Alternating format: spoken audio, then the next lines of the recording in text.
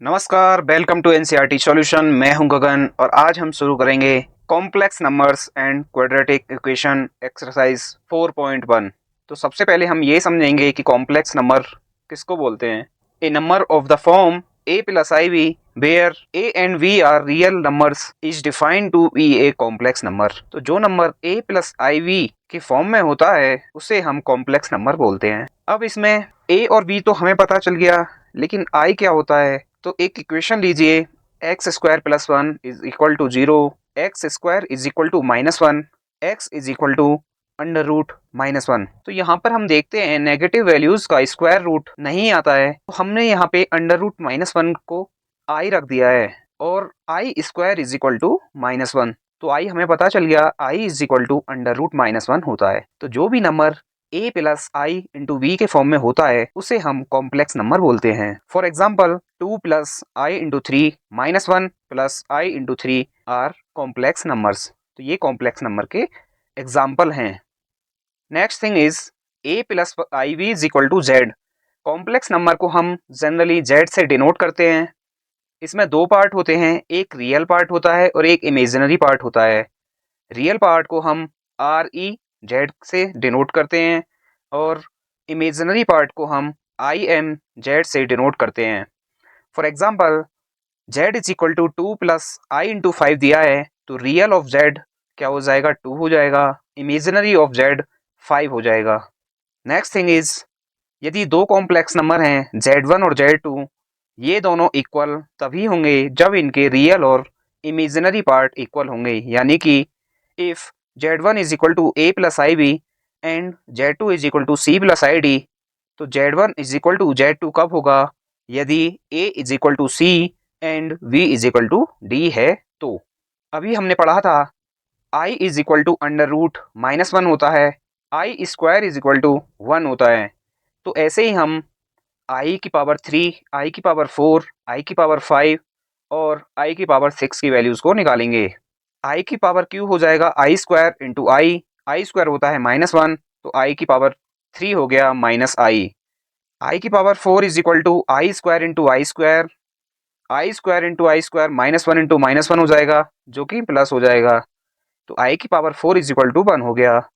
आई की power five निकालना है तो आई की पावर फोर इंटू आई निकाल देंगे, आई की power five is equal to i हो गया। आई की power six is equal to i की पावर फाइव इंटू आई की पावर फाइव अभी हमने निकाला था, आई आया था, तो आई की पावर सिक्स हो गई आई स्क्वायर माइनस वन होता है, तो आई की पावर सिक्स भी माइनस वन हो गया। सिमिलरली हम बाकी आई की पावर भी निकाल सकते हैं। Next very important note is under root A into under root V is not equal to under root A B if both A and V are negative real numbers. जैसे कि positive real numbers में हम देखते हैं under root A into under root V is equal to under root A B होता है, लेकिन negative real numbers के केस में ये इक्वल नहीं होता है। Next very important thing, modulus, conjugate और इन्वर्स, ये तीन ही चीज़ें हैं जो आपसे एक्सरसाइज में पूछी जाएंगी किसी भी कॉम्प्लेक्स नंबर की। तो कॉम्प्लेक्स नंबर का मॉड्यूलस कैसे निकालते हैं, उसका कॉन्जुगेट कैसे निकालते हैं और उसका इन्वर्स कैसे निकालते हैं, ये हम यहाँ पे सीखेंगे। तो suppose z is equal to A plus I we एक कॉम्प्लेक्स नंबर दिया है, तो मॉड्यूलस ऑफ z डिनोट करते हैं जैसे मोड ऑफ z से, इज इक्वल टू होता है under root a square plus b square, यानी कि रियल पार्ट का स्क्वायर प्लस इमेजिनरी पार्ट का स्क्वायर। इस तरीके से हम मॉड्यूलस निकालते हैं। Next thing is conjugate of z, इसको हम z बार से डिनोट करते हैं और यह एक complex number a minus I V होता है। यानी a प्लस आई वी में यदि हम i की जगह माइनस आई पुट कर देंगे तो हमें कॉन्जुगेट ऑफ z यानी कि z बार मिल जाएगा। तो z is equal to a plus I V था, उसमें हमने प्लस आई की जगह माइनस आई पुट कर दिया, तो z बार यानी कि कॉन्जुगेट ऑफ z हो गया a minus I V. Next thing is inverse of complex number. तो यदि आप मॉड्यूलस और कॉन्जुगेट किसी भी कॉम्प्लेक्स नंबर का निकाल सकते हैं तो आप इनवर्स भी बहुत आसानी से निकाल सकते हैं। z inverse is equal to z bar upon mod of z का स्क्वायर, यानी कि कॉन्जुगेट अपॉन मॉड्यूलस का स्क्वायर कर देंगे तो हमें इनवर्स मिल जाएगा किसी भी कॉम्प्लेक्स नंबर का।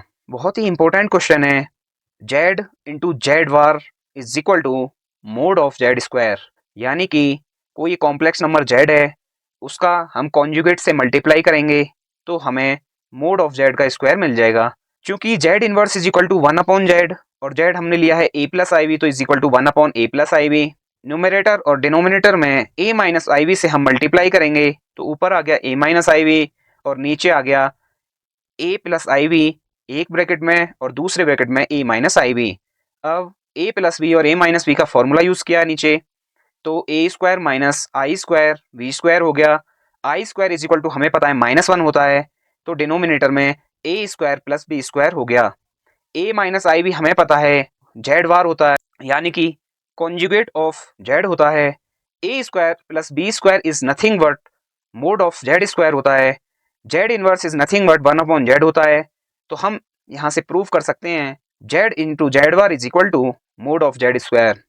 चलिए एक्सरसाइज स्टार्ट करते हैं। फर्स्ट क्वेश्चन है write it in the form of a plus i b. हमें जो भी क्वेश्चन दिए हुए हैं इन्हें हमें एक कॉम्प्लेक्स नंबर की फॉर्म में लिखना है। First question is 5i into -3i upon 5। तो यहाँ पे हम मल्टीप्लाई कर देंगे -5 इंटू 3 इंटू आई की आई में करेंगे तो आई स्क्वायर अपॉन 5। 5 से 5 कट गया, आई स्क्वायर हमें पता है -1 होता है तो माइनस साइन प्लस हो जाएगा, तो ये आ गया +3 और इसको हम a प्लस आई की फॉर्म में लिखेंगे तो हो गया 3 plus I into 0। Next question is i to the power 9 plus i to the power 19। हमें पता है i square is equal to -1 होता है, तो आई टू द पावर 9 को हमने लिख दिया i square to the power 4 into i. ऐसे ही आई टू द पावर 19 को लिख दिया i square to the power 9 into i. I square -1 है तो फर्स्ट वाले टर्म में इवन पावर है तो प्लस हो जाएगा एंड सेकंड वाले टर्म में ओड पावर है तो माइनस ही रहेगा। फर्स्ट वाला टर्म आ गया आई, सेकंड वाला टर्म आ गया माइनस आई, दोनों होते हैं 0 और इसको a प्लस आई की फॉर्म में लिखेंगे तो 0 plus I into 0।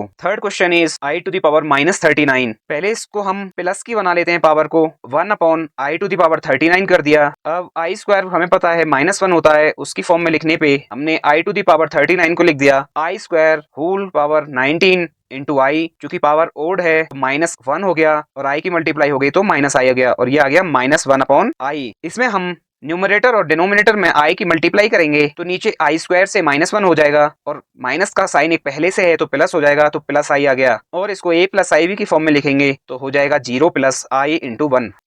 Question number 4 is 3 into 7 plus i 7 plus i 7 plus i 7।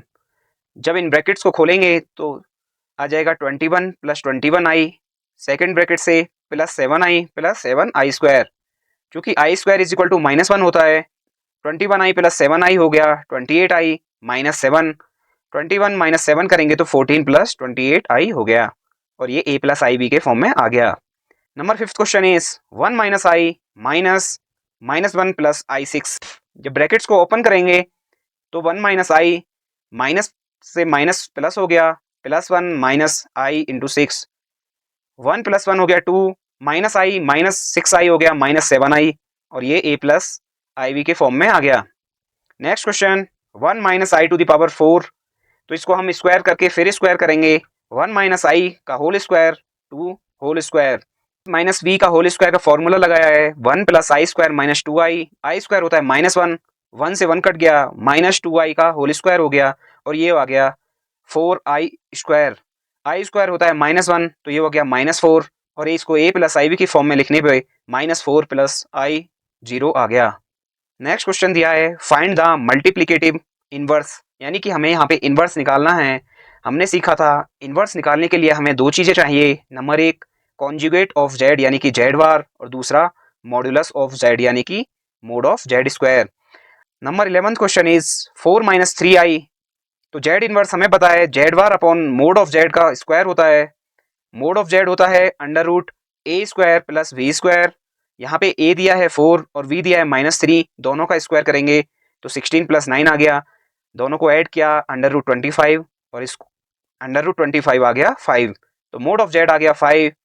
Z बार हमको पता है आई की जगह -i रखने पे हमें जेड बार मिल जाता है, तो जेड इनवर्स हो गया 4 प्लस 3i अपॉन 25 और इसको a प्लस आई वी की फॉर्म पे लिखने पे आ गया 4/25 plus i 3/25। Next question is √5 plus 3i।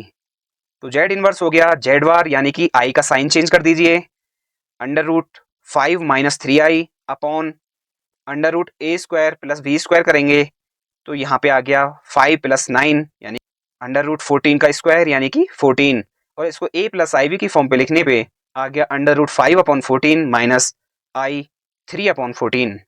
Number 13 question is minus i, तो z inverse is equal to minus i हो जाएगा प्लस आई अपॉन, चूंकि a इज इक्वल टू यहाँ पे 0 है और b इज इक्वल टू -1 है, -1 का स्क्वायर भी 1 ही हो जाएगा, तो सिंपल प्लस आई आ गया, और इसको a प्लस आई बी की फॉर्म पे लिखेंगे तो 0 प्लस आई इंटू 1 आ गया। Number 14 question is express the following expression in the form of a plus i b. Numerator में दिया है 3 प्लस आई अंडर रूट 5 और सेकंड ब्रैकेट में 3 माइनस आई अंडर रूट 5। डिनोमिनेटर में है 3 प्लस आई रूट 2 माइनस 3 माइनस आई root 2। जब न्यूमरेटर और denominator को हम सॉल्व करेंगे तो आ गया 9 minus i square 5 upon i 2 root 2। इसको सॉल्व करने पे आ गया 14 अपॉन आई 2 रूट 2। जब भी डिनोमिनेटर में आई आता है तो हम वहां पे मल्टीप्लाई करके न्यूमरेटर में आई लाने की कोशिश करते हैं, तो न्यूमरेटर और डिनोमिनेटर दोनों में जब आई से मल्टीप्लाई किया तो आ गया 14 i upon i square 2 root 2। I square हमें पता है -1 होता है, तो is equal to 14 i upon -2 root 2। 2 से 14 को काट दिया 7 बार, आ गया -7 अपॉन रूट 2 इंटू आई, और इसको a प्लस आई बी की फॉर्म में जब लिखेंगे तो आ गया 0 plus i -7 upon root 2। -7 upon root 2 को हम दूसरे तरीके से भी लिख सकते हैं, is equal to 0 plus i bracket में -7 रूट 2 अपॉन 2। तो ये हमारा आंसर आ गया। आई होप कि यह वीडियो आपको पसंद आई होगी। वीडियो पसंद आई है तो वीडियो को लाइक कीजिए, चैनल को सब्सक्राइब कीजिए। जय हिंद।